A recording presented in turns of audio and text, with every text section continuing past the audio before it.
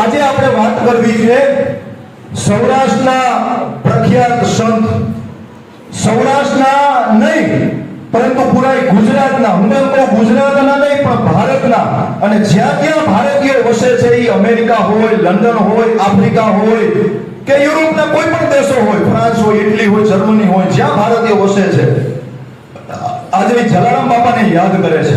શું કામ યાદ કરે છે? તો જાણીએ એની આ વાત દ્વારા.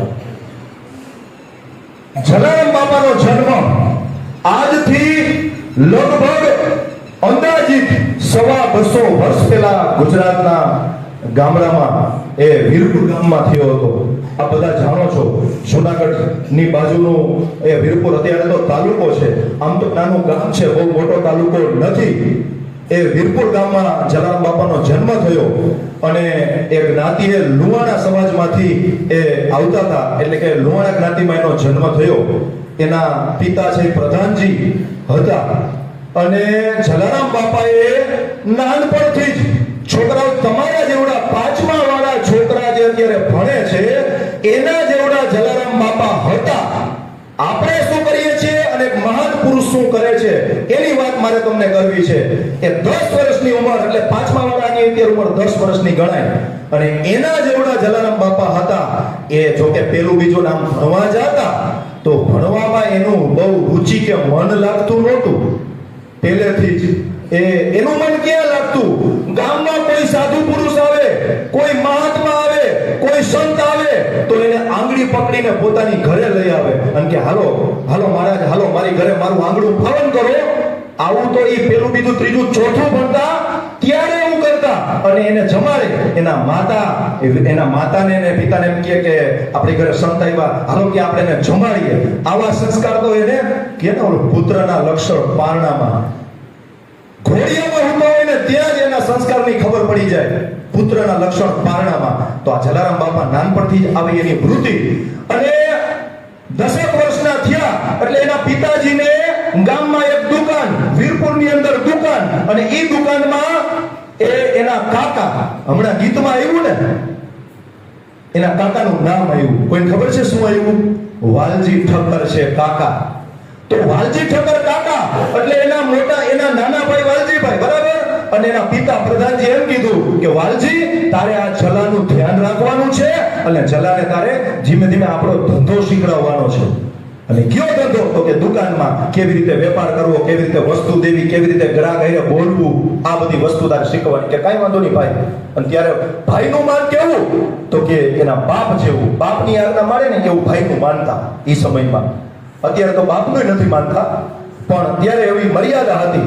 એટલે બરાબર એકવાર એવી ઘટના બની કે જૂનાગઢથી કોઈ સંતોનું ટોળું, 10-15 સંતોનું ટોળું એ બરાબર વીરપુરના પાદરમાંથી પસાર થયું અને કોઈ એને કીધું કે એ સંતે એમ કીધું કે અમારે જમવું છે, તો ક્યાં જાવ? તો કોકે એને કીધું કે અહીંયા વાલજી ઠક્કર અને પ્રધાનજી ઠક્કરનું ઘર છે, એ બધા સંતોને જમાડે છે, તમે ત્યાં જાઓ. એટલે એ તરફ આવ્યા અને રસ્તામાં એની દુકાન પડતી હતી વીરપુરની સાંકડી ગલીઓમાં. એ બાવા બધા બાવલિયા નીકળ્યા જૂનાગઢના અને સંતો બધા નીકળ્યા. એટલે બરાબર એ વાલજી ઠક્કર દુકાને બેઠા હતા અને આ જલા ભગત, એની ઉંમર માત્ર તમારા જેવડી, 10 વર્ષના જલા ભગત ત્યાં બેઠા હતા. અને એ સાધુ સંતોને જોયા ને એટલે તરત હળી કાઢીને દુકાનની બહાર આવ્યા અને મહાત્મા સંતોના પગમાં પડીને એમ કે આવો સંતો, એ તમે મારા આંગણે ક્યાંથી? આવો મારી દુકાનેથી કઈક વસ્તુ લેતા જાઓ, મારી દુકાનેથી કઈક વસ્તુ લેતા જાઓ. આવા 10 વર્ષના જલા ભગત સંતોને કહે છે. અરે કે સંતો કે તમારી દુકાને શું હશે? એટલે તમે કે જે તમારે આમાંથી જોઈ લેતા જાઓ. એટલે સંતોને તો બીજું શું હોય? હે ભાઈ, સંતોને તો એક ધોતિયું હોય અને એક સફેદ કે ભગવા કલરની ચાદર હોય, એટલે બસ પૂરું થઈ ગયું. અને ગળામાં માળા હોય, બીજું તો સંતોને શું જોઈએ? એટલે સંતો એમ કહે કે તમારી પાસે ભગવા કલરનું કાપડ છે? તો કે અમારે આ પહેરવા કે એટલે ટૂંકમાં ઓઢવા કામ આવશે. તો જલા ભગત કે આ આખો ટાંકો પડ્યો ભગવા કલરનો. એમ તો કે હા, તો કે ઈ આપો. તો જલા ભગતે ખાનામાંથી કાતર લઈને કટ કરતું કાતરનો ટાંકો છે, અડધો ટાંકો કાપી નાખ્યો. ટાંકામાં તો અહીંથી એ હામી દિવાલ છે ને એથી 3 ગણું આમ કાપડ લાંબુ થાય એવડો તાકો હોય, અને જલા ભગતે એક પણ વિચાર કર્યા વિના સીધો અડધો તાકો કાપી અને જે ઓલા સંતો હતા ને મહાત્મા એની જોડીમાં નાખી દીધું. અને સંતો એમ કીધું કે જલા ભગત કઈ દેવાનું? હા તો કે શું દેવાનું? આશીર્વાદ. જો તમે રાજી થયા હોય કે આશીર્વાદ દો. અરે ભગવાન, સંતો પાસેથી મારે કઈ લેવાય? જલા ભગત 10 વર્ષના એમ કહે છે કે સંતો પાસેથી કઈ મારે લેવાય? તમે મને આશીર્વાદ દેતા જાઓ જો મારા ઉપર રાજી થયા હોય તો. સંતો આશીર્વાદ દઈને ચાલ્યા ગયા. અને આ વાત બધી એ બાજુમાં બેઠેલા કાકા વાલજી કાકા જોવે, એને એમ થયું કે આ જલો ખોટું કરે છે, જલાને વેપાર કરતા આવડતું નથી. અને જ્યારે ભાઈ દુકાને આવ્યા એટલે કે જલા ભગતના પિતાજી, જલારામ બાપાના પિતાજી પ્રધાનજી જ્યારે આવ્યા ત્યારે એના ભાઈએ વાલજી ઠાકરે ફરિયાદ કરી કે ભાઈ આ જલો છે ને આપણો, ઈ તો બધા માણસોને સંતોને જે ગ્રાહક આવે ને એને મફત બધું દુકાનમાંથી દેવા માંડ્યો છે. આવું જ્યારે ફરિયાદ કરી ત્યારે જલારામ બાપાને સેજ બીક લાગી, સેજી ધ્રુજવા માંડ્યા કે મને મારા પિતાશ્રી, મારા પપ્પા, મારા બાપુજી ખીજાશે, આવી એને થોડી બીક લાગી.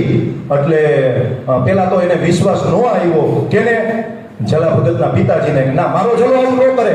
પણ એને એમ થયું કે મારો ભાઈ થોડો ખોટું બોલે, તો કે જો ખોટું બોલતો હોય તો જો ઓલો તાકો પડ્યો, ઈ તાકો તમે માપી લ્યો. આખો તાકો હતો, એમાંથી અડધો તાકો સંતોને મફત આપી દીધો, રૂપિયા ન લીધા. એમ તો કે હા.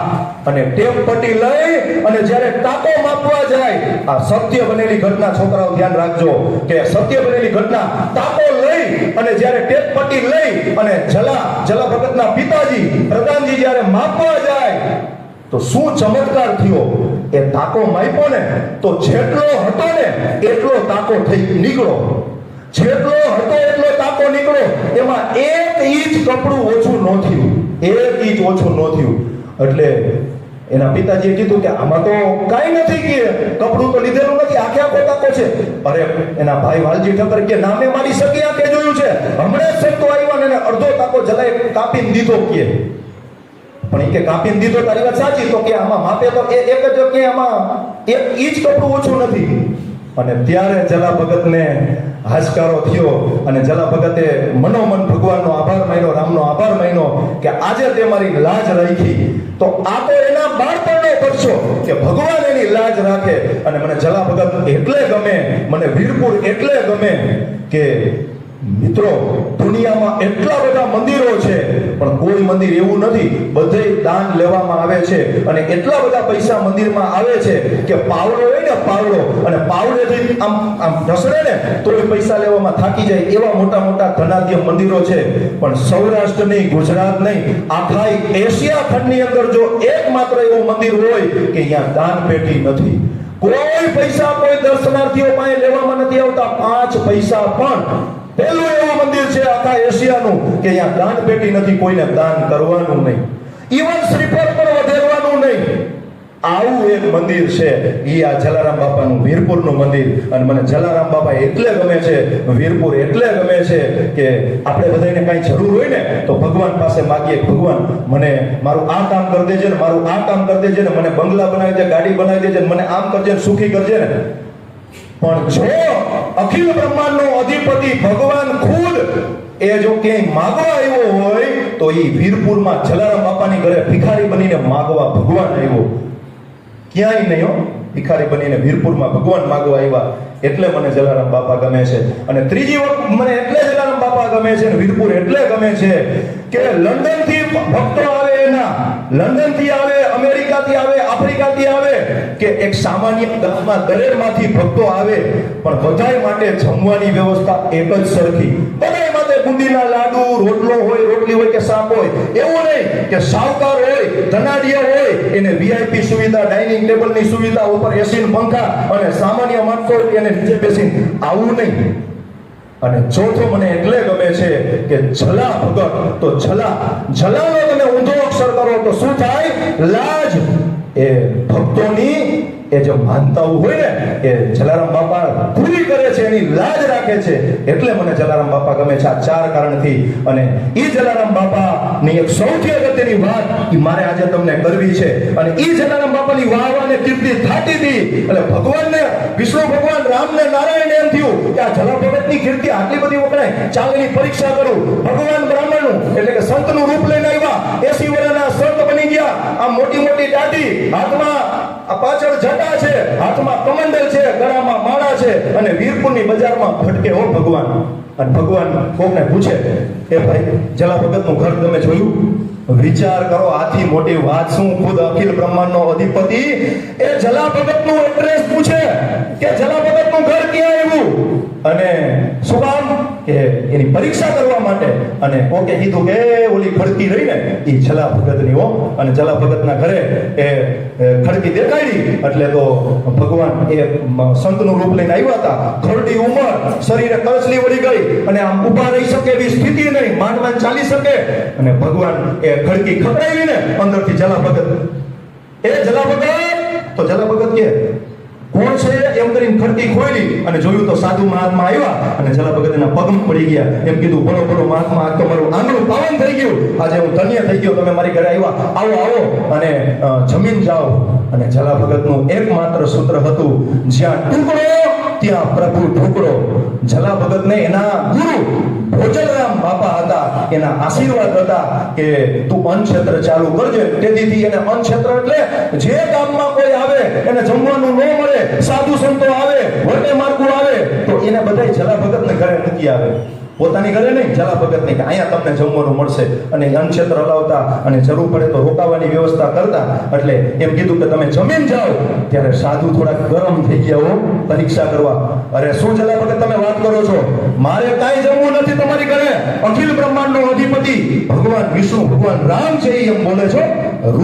રૂપ બદલું છે, જલા ભગતને ખબર નથી. અરે ભગવાન, મારી ઘરેથી કોઈ પાછું નથી ગયું અને તમે મારી ઘરેથી જમ્યા વગર પાછા જશો? તો કે ના, હું કાંઈ તારી ઘરે જમવા માટે નથી આવ્યો, મારે તો ગિરનારમાં જવું છે અને મારે થાય છે મોડું. તો શું કરું છે? ભગવાન કે હું તમારી કાંઈ સેવા કરી શકું? તો કે જો તું મારું શરીર જો, હું આમ વ્યવસ્થિત ઊભો રહી શકતો નથી, વ્યવસ્થિત હું કામ કરી શકતો નથી, હરખું ખાઈ શકતો નથી, ખાવાનું બનાવી શકતો નથી, કે મારું કોઈ પણ હું કામ કરી શકતો નથી. એટલી મારી ઉંમર થઈ ગઈ છે, હું ઘરડો થઈ ગયો છું. તો એ કે મારી સેવા કરવાની છે. તો જલા ભગત કે એમાં શું મૂંઝાઈ ગયા? જલા ભગત એમ કે હું તમારી સેવા, તમારો દીકરો બનીને આજથી જ હાલો તમારી પાસે ભેગો આવું અને તમારો દીકરો બનીને સેવા કરું. ત્યારે એ ભગવાન એમ કે છે કસોટી કરવા માટે, ના હો, તારે નથી આવવાનું. આ તારું તો અહીંયા અન્નક્ષેત્ર ચાલુ કર્યું, તું મારા ભેગો આવીશ તો આ બધા કોણ જમાડશે? તો શું કરું?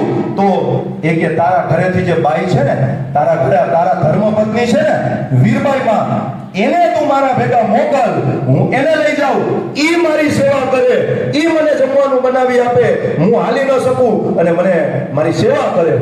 આવી જ્યારે ભગવાને માંગણી કરી ને તો જલા ભગત એકવાર તો એક આમ એના મનમાં છે ને એકવાર આમ તો બીજું તો કાંઈ ન થયું, પણ એને એમ થયું કે મને જો કીધું હોત તો હું ભેગો નીકળી જાત. પણ આ તો હવે વીરબાઈ મને છતાંય જલા ભગતે હિંમત કરી અને વીરબાઈમાં રોટલા કરતા હતા અને રોટલા કરતા હતા ને અને હરવેકથી રસોડામાં જઈ ઊભા રહી ગયા, બોલી ન શક્યા. એટલે વીરબાઈમાં એના પતિને ઓળખી ગયા અને વીરબાઈમાં એટલે જેવી તેવી વ્યક્તિ નહીં, શેર હતા. જલારામ બાપા શેર હતા, વીરબાઈ સવા શેર હતા, એનાથી વધી નતા ભક્તિમાં. એના પતિને જોઈને આમ મુખની રેખા જોઈને કે કા ભગત કાંઈ ઘટના પડી, તમે કેમ બોલતા નથી?